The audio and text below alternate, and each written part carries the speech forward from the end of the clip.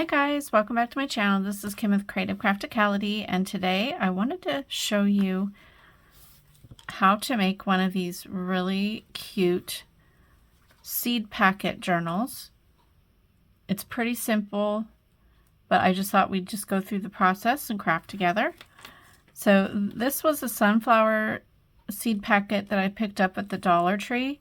If you are lucky enough to happen to have a vintage sunflower seed packet, then you can use one of those as well. I do have some other flowers, so depending on how this does in my Etsy shop, I may be making some vintage other flower seed packets. But this I found at the Dollar Tree. At the Dollar Tree they have, I think, 3 styles, and this is the bigger style. And it has, let me show you one of the tinier, the regular packet ones. So this is a standard size seed packet. Like, you could buy this size at any store pretty much. And they do have this one at the Dollar Tree as well, which I thought this would make a really cute one, or like a really cute tag. But I wanted to do this one first because it's a little bit bigger. So the standard size is 3 3¼ by 4½ approximately, and this bigger size is about 3¾ by 5¾ I think. Yeah. So I just thought this would make would be a better size, but you could do little minis of this as well. And I think my vintage seed packs are this size. So if I decide to do them, they'll be this little tiny size. So anyway, this is what I came up with. I made a little charm dangle, and I found these little sunflower charms at Hobby Lobby, and then I had all the other stuff in my stash. I just had some yellow beads and like this little pom-pom bead, and I had this lobster clasp with a chain that I think was Tim Holtz, and then I had these little ring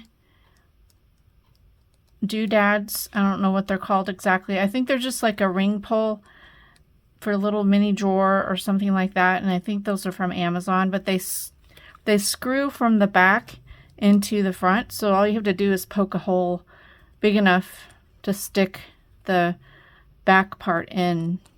So that's what I used for that. And then I found this ribbon at Hobby Lobby, so I just tied that around. I put this sunflower, I used some E6000 and glued it on the front, and this was from Hobby Lobby. It came in a pack. And then I had some sunflower paper in my stash that I cut down and just sewed it to the seed packet part, and you'll see that in a bit. So I won't do a full flip through of this, but I just wanted to just show you initially a completed one, and then we'll go ahead and I'll show you how I did this. I'll do the cover and then show you how I put my pages together, and then I just did a simple pamphlet stitch, and this is super chunky. I just kept finding papers that I wanted to add to it, so it's a pretty chunky one already, but I do have all my, like, all the little tags and things already put into this. So yeah, super fun. So let's go ahead and we'll get started, and I'll show you how to make this. So I started by gluing down the flap of my seed packet, and of course I took all the seeds out of it. And I need to let that dry a little bit, and then I went over to my trimmer and I trimmed off the right side, the bottom, and the top. Just a little sliver, and that makes our cover, or the top part of the cover. And then I have a piece of scrapbook paper, and I cut it down to fit on the inside there. And this was approximately, I think, 7.5 wide by 5 3/4. And then I went through my stash of papers and picked out papers that I liked, and I cut those all down to that same size. A little bit smaller on the width, but I think it was approximately 7.5 by 5 3/4. And then I folded those in half to make the pages. And then I'm just showing you how I used this catalog page. It was a seed catalog, and I found the page with the sunflowers, and I'm cutting it down to use as one of the pages. And I end up using both pieces that I cut. So I used this one as a full page, and then the other section I folded it in half as well and used it as a page. So now I'm just going through and I'm cutting, or not, I'm folding all my pages in half. I have some vintage book pages in here. That was a coffee stained page that I made, or it was a hot cocoa page, I believe. And I have a glassine bag. I have some music paper. This is a vintage seed ad. And then of course I have these scrapbook pages. This is really thick scrapbook paper too. And I'm going to sew that piece there. So now I'm just going to go through and layer all my pieces, just kind of going through and putting in a solid piece, then a book page, a bag, and then a piece of scrapbook paper, just kind of alternating all the pages throughout.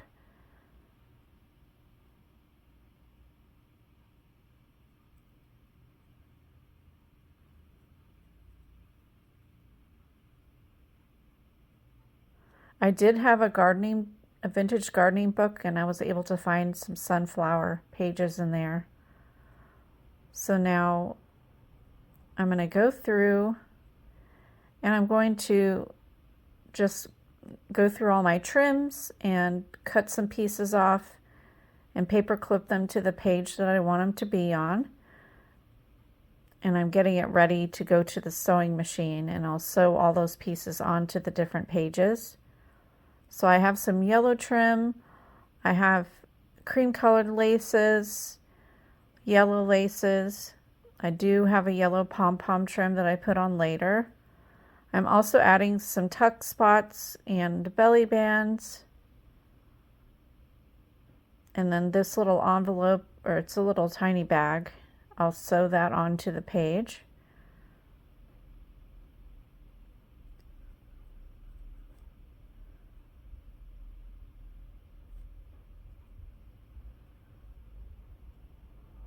On that page, I was going to make a little tuck spot with the scrapbook paper.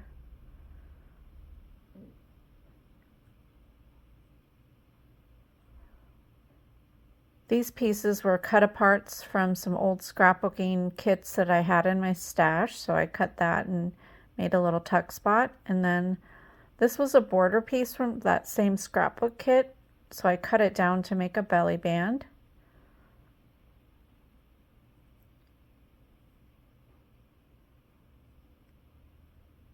That was a sticker. I had some quotes for gardening quotes, so I stuck that on there, and I'll sew it to make a pocket.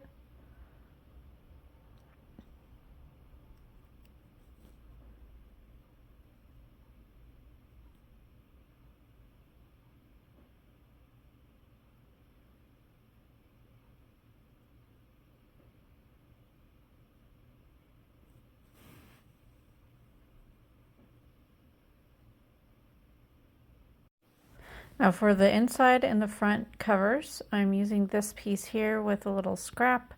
I'm going to cut it apart, or cut it in half on my trimmer, and then those will be the inside pockets. So go ahead and attach those there. I'm going to take everything over to my sewing machine now and sew it, and just like that, it's all sewn. Now I'm going to take all my pieces and put paper clips to the inside of the spine there, right down near the spine. Make sure they're all tucked nicely in to the crease, and I'm poking 3 holes, one in the middle and the other 2 about an inch away. I'm cutting a piece of my twine that's about 3 times the height of the book and putting it through this thick embroidery needle, going down through the center, back in through the top, go all the way to the bottom and pull it through, and then back through the center again. And then you'll want to pull your string, have one string on one side of that inside piece and the other on the other side, and you'll tie a double knot and a bow. Make sure everything's nice and tight before you do that final step though.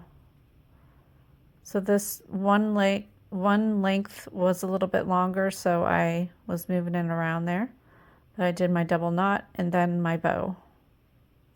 And that's just a simple pamphlet stitch.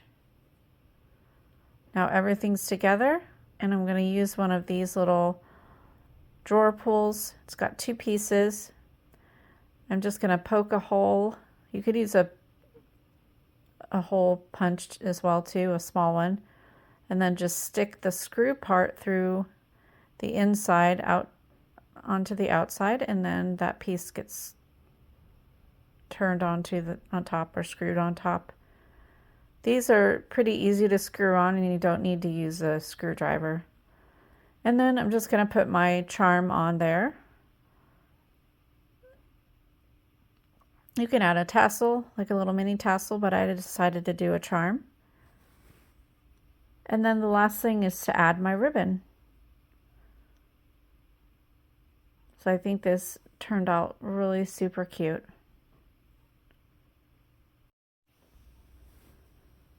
Final thing is to add one of these flowers. They're from Paper Studio at Hobby Lobby. And I decided to use a bigger one, so I'm going to pull that big one out. And I'm going to use some E6000 and stick that down on the bottom just to make sure it stays really nice.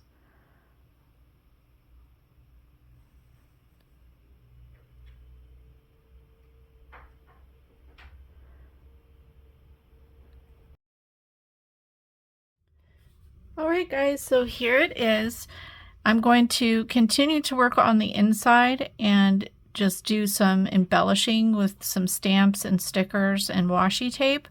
And then the next video in this series, it's just the 2, will be a full flip through of both of them. And then they will be up in my Etsy shop as soon as that video goes live.